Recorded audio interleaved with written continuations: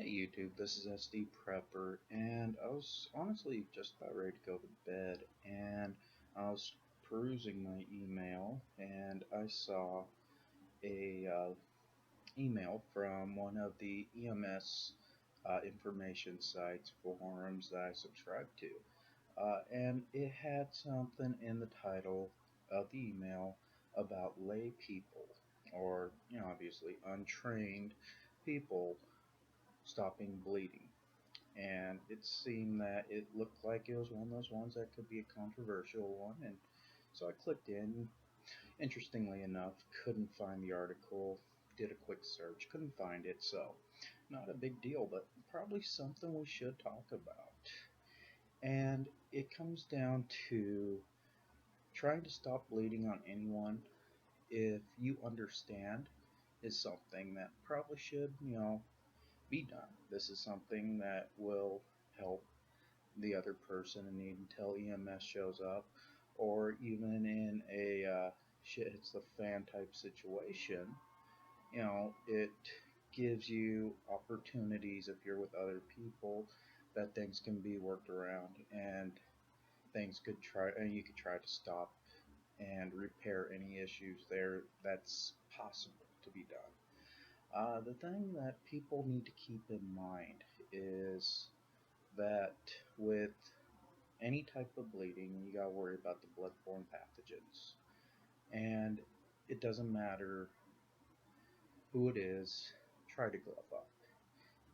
You know, I personally always carry gloves, but, well, that's me. I don't expect every average Joe to walk around with, a pair of medical gloves, exam gloves, just in case something like this happens. But one of the key things that you learn in EMS training is this is your basic setup first and foremost is BSI, or your protective safety gear, and is the scene safe. So no matter what, those are the first things that you have to think about when you pop out of an ambulance. And even in my testing for my practical part of my exam, we had to announce it before we could even start with, like I said, BSI is the scene safe.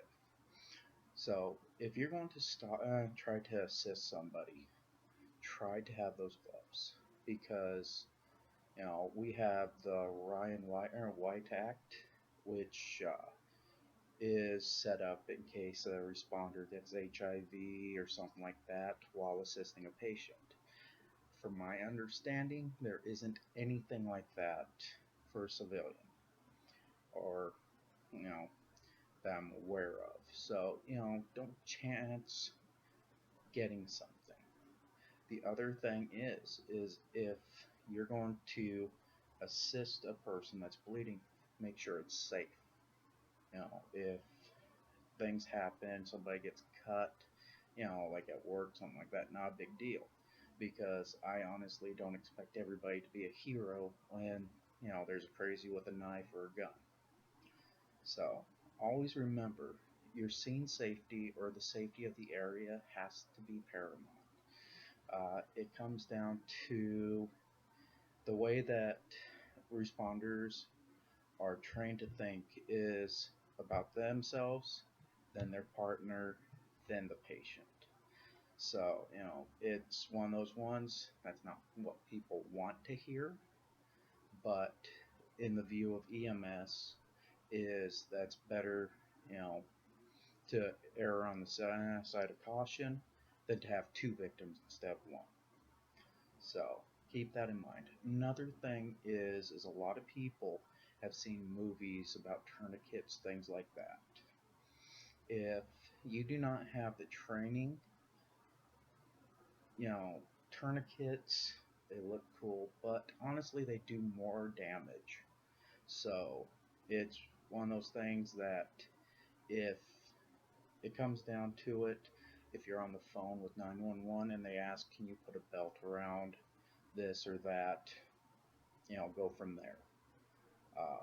If you're in a survival situation, you know, keep in mind, you're stopping all blood flow to that affected appendage.